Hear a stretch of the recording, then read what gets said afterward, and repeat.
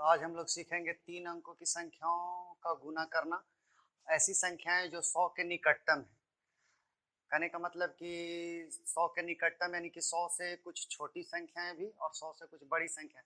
तो बड़ी संख्याएं जो होंगी वो 3 अंकों की संख्याएं हो जाएंगी और जो छोटी संख्या होगी वो 2 अंकों की संख्याएं हो जाएगी। तो हम दोनों सीखेंगे कि कैसे इसे आसानी से हम गुना कर सकते हैं। जैसे हम उदाहरण के तौर पे एक ऐसी संख्या ले लेते हैं 100 के निकटतम, तो 108 और 102।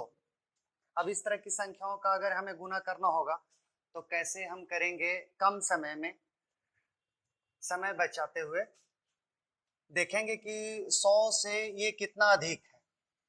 जो पहली संख्या है वो 100 से कितना अधिक है, तो पता चलेगा कि हमें ये संख्या जो है वो 100 से 8 अधिक है और ये संख्या जो है वो 100 से 2 अधिक है। बस इतना करने के बाद हम आसानी से इसका गुणनफल प्राप्त कर सकते हैं। 100 से 8 अधिक, 100 से 2 अधिक।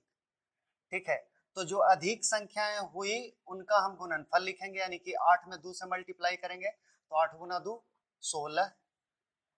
और अब नेक्स्ट स्टेप यानी कि दूसरा काम क्या करना है, तो कोई भी नंबर को यानी कि इस प्रकार से इसका हम ऐड मतलब कि जोड़ लेंगे, इनको जोड़ लेंगे। तो जोड़ने के बाद हमें जो प्राप्त हुआ 108 में अगर हम 2 जोड़ते हैं तो हो जाएगा 110।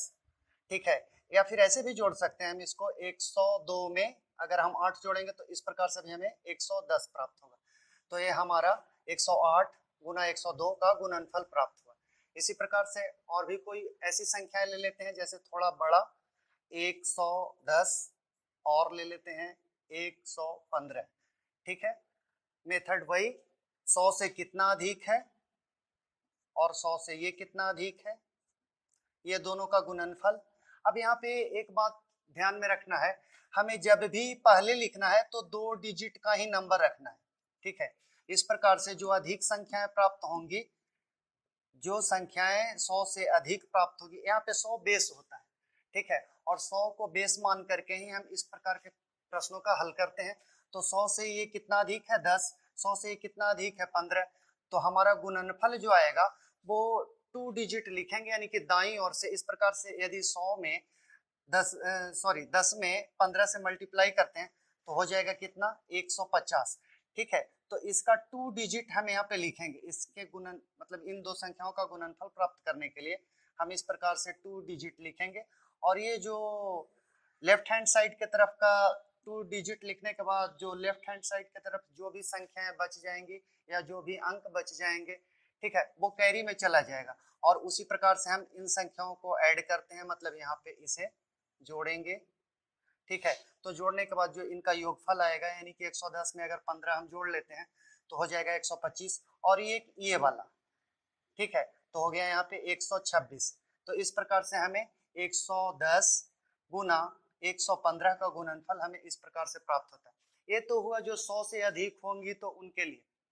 इसी प्रकार से जब हमें किसी ऐसी संख्याओं का गुणनफल ज्ञात करना है जो 100 के नजदीक यानी कि निकटतम हो और 100 से छोटा हो, उन संख्याओं का भी गुणनफल हम इसी प्रकार से निकाल सकते हैं। उदाहरण के तौर पे जो 100 से छोटी, यहाँ पे हमने जो लिया वो 100 से बड़ा। ठीक है, और इधर जो हम करने जा रहे हैं वो 100 से छोटी संख्या, यानी कि हम 98 ले लेते हैं और इसमें यदि हमें गुना करना है 95 से। ठीक है, तो इस तरह की संख्याओं का गुना करने के लिए यहाँ पे ये 100 से कितना अधिक था, यहाँ पे देखना है कि 100 से कितना कम है। 100 से कितना कम है, तो 100 से कितना कम है जी 2 है।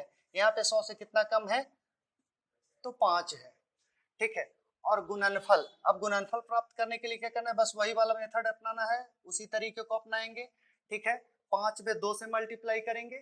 ठीक है, यहाँ पे 10 आ रहा है। यदि हमारे पास 2 अंकों से अधिक की संख्या आएंगी, ठीक है, यानी कि 3 अंकों की संख्याएं प्राप्त होगी।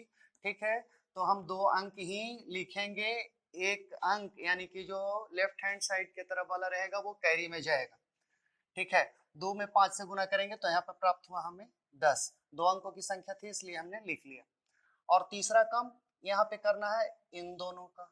ठीक है, या तो हम 98 में से 5 को माइनस कर लेंगे, या फिर दूसरा काम 95 में से 2 को माइनस कर लेंगे, बात बराबर, दोनों एक ही आएगा।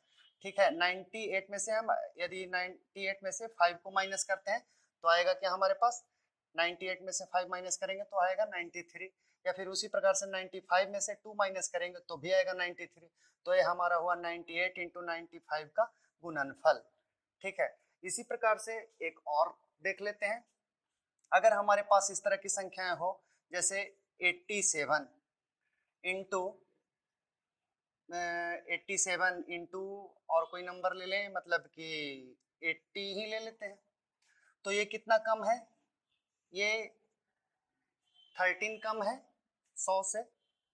ठीक है, और उसी प्रकार से ये 20 कम है, मतलब 20 कम है, ये 13 कम है, 20 कम है। अब इन दोनों का गुणनफल, ठीक है, इन दोनों का गुणनफल अगर हम निकालेंगे तो इस प्रकार से गुणनफल हमारे पास आएगा 260।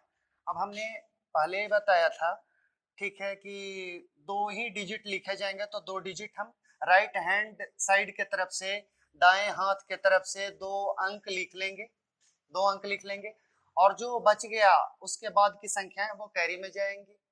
ठीक है, तो इस प्रकार से हम अब या तो इसमें इसे ऐड कर लें या इसमें इसे ऐड कर लें। ठीक है, अगर इन दोनों को इस प्रकार से ऐड करते हैं तो हमारे पास जो जुट के आएगा, यानी कि योगफल इनका प्राप्त, सॉरी अंतरफल जो प्राप्त होगा, ठीक है, 87 में से 20, 87 में से अगर हम 20 माइनस करेंगे तो 67 आएगा, और 67 में 82 प्लस हो जाएगा, कैरी में हमेशा प्लस होता है। तो ठीक है, 87 में से 20 माइनस करेंगे 67, 67 में 2 हम ऐड कर लेंगे, तो 2 ऐड करेंगे तो हो जाएगा 69, और इस प्रकार से हमें गुणनफल प्राप्त हो जाएगा। तो हम समझते हैं कि अब इस प्रकार से दी गई संख्याएं जो 100 से अधिक होंगी और जो 100 से कम होगा, तो हमें कैसे उनका गुणनफल ज्ञात करना है, ये आप लोग अब अच्छे तरीके से जान गए हैं। ठीक है, जय हिंद।